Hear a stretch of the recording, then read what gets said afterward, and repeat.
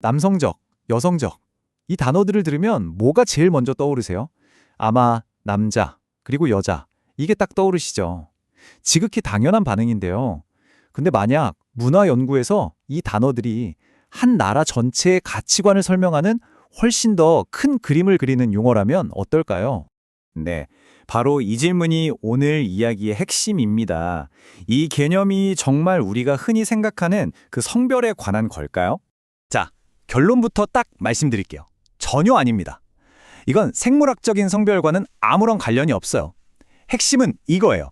한 사회가 전체적으로 무엇을 가장 중요하게 여기는가? 최고가 되고 이기고 정상에 서는 게 최고의 목표인가요?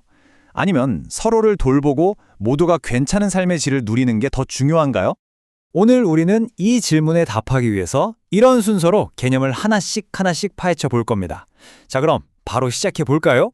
좋습니다. 첫 번째로 할 일은 이 용어들에 대한 우리의 고정관념을 완전히 깨부수는 거예요. 네, 바로 이겁니다. 이 논의의 심장부죠. 경쟁이냐, 보살핌이냐. 한 사회가 성공과 성취를 최고의 가치로 지켜 세우는지 아니면 조화와 복지를 더 중요하게 생각하는지에 대한 이야기인 거죠. 그럼 이제 이 개념을 처음 제시한 연구자죠.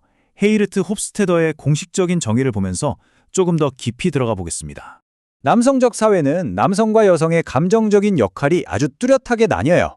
남성은 강해야 하고 자기 주장이 분명해야 하고 성공에 집중해야 한다. 이런 기대를 받죠. 반면에 여성은 겸손하고 부드럽고 삶의 질에 더 신경 써야 한다고 여겨지고요. 근데 진짜 재밌는 부분은 여성적 사회에서는 이 역할들이 완전히 겹쳐진다는 거예요. 남자를 포함해서 모든 사회 구성원이 서로를 챙기고 모두의 행복을 중요하게 여기도록 격려받는다는 거죠.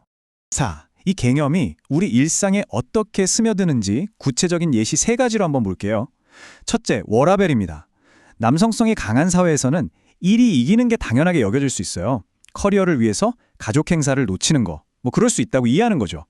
하지만 여성적인 사회에서는 균형이 목표예요. 일과 삶은 둘 중 하나를 고르는 문제가 아니라 둘 다 지켜야 할 중요한 가치인 거죠. 둘째, 우리가 우러러보는 영웅상이 다릅니다. 남성적 사회는 강하고 뛰어난 승리자를 존경하는 경향이 있는데 여성적 사회는 종종 고군분투하는 약자에게 더 큰 연민을 느끼고 함께 돕는 걸 더 중요하게 생각해요. 마지막으로 가정에서도 이런 가치가 드러나는데요.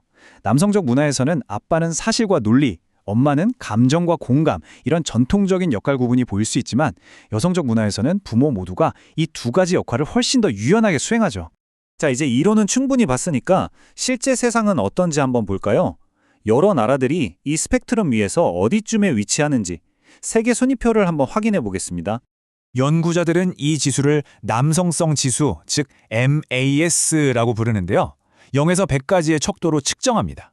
100에 가까울수록 남성적 가치가, 0에 가까울수록 여성적 가치가 강한 사회라는 뜻이죠. 이 극적인 차이를 좀 보세요. 일본은 95점으로 세계 최고 수준이에요. 이건 성취와 경쟁을 정말 중요하게 여기는 문화를 보여주죠. 미국도 62점으로 꽤 남성적인 편에 속하고요. 그리고 저 반대편 끝에는 고작 14점을 받은 네덜란드가 있습니다. 삶의 질과 조화를 아주 중요하게 생각하는 문화라는 걸 알 수 있죠. 특히 여성성이 아주 강한 북유럽 국가들에는 얀테의 법칙이라는 독특한 문화적 관념이 있어요. 이게 뭐냐면 기본적으로 네가 남들보다 특별하거나 더 낫다고 생각하지 마라는 암묵적인 사회 규칙 같은 거예요. 모두를 겸손하게 만들고 평등한 위치에 두려는 아주 강력한 문화적 장치죠. 그럼 이 숫자들은 그냥 차트 위의 통계일 뿐일까요? 절대 아니죠. 이 지수가 왜 중요한지, 그리고 이 점수들이 사회 전체가 만들어지는 방식과 어떻게 연결되는지 한번 깊이 파고들어 보겠습니다. 연구자들은 여기서 아주 강력한 연관성을 발견했어요. 일반적으로 남성성 지수가 높은 국가들은 빈곤층 비율이 더 높고 다른 나라를 돕는 데 쓰는 예산이 더 적은 경향이 있습니다. 일하는 문화도 다르죠. 연봉이 자유시간보다 훨씬 중요하게 여겨져요. 반면에 여성적 사회에서는 그 반대 현상이 나타납니다. 사회 안전망이 더 튼튼하고 해외 원조에 더 많은 돈을 쓰죠. 그리고 여가 시간도 급여만큼이나 가치 있다는 믿음이 아주 강해요. 이런 가치들은 우리가 매일 하는 아주 사소한 행동에서도 나타나요. 예를 들어서 남성적 문화권 사람들은 소셜미디어를 정보 수집의 도구로 더 많이 쓰는 반면에 여성적 문화권에서는 관계를 맺고 유지하기 위해 더 많이 사용한다는 연구 결과가 있습니다. 광고도 마찬가지예요. 남성적 사회에서는 식료품 광고가 거의 항상 여성을 겨냥하죠. 하지만 여성적 사회에서는 남녀 모두에게 이야기하는 광고를 볼 가능성이 훨씬 높다는 겁니다. 자, 지금까지 이론과 데이터를 살펴봤지만 인간 문화처럼 믿을 수 없을 만큼 복잡한 걸 설명하려는 모든 모델이 그렇듯이 이것도 완벽하진 않아요. 한 걸음 물러서서 이 모든 걸 비판적인 시각으로 바라보는 것도 아주 중요합니다. 특정 관점에서 개발된 이 모델이 과연 지구상의 모든 문화에 잘 적용될 수 있을까요? 여기서 정말 흥미로운 부분이 나옵니다. 미국에 기반을 둔 또 다른 거대한 글로벌 연구, 세계 가치관 조사가 이 차원을 측정하려고 시도했거든요. 결과가 어땠을까요? 놀랍게도 실패했습니다. 그들의 데이터에서는 이 차원이 아예 나타나지 않았던 거예요. 홉스테더에 따르면 문제는 질문 자체에 있었어요. 그 질문들이 보다 남성적인 문화적 관점에서 설계되었기 때문에 겸손이나 삶의 질 같은 여성적 가치에 대해서는 아예 물어볼 생각조차 못했다는 거죠.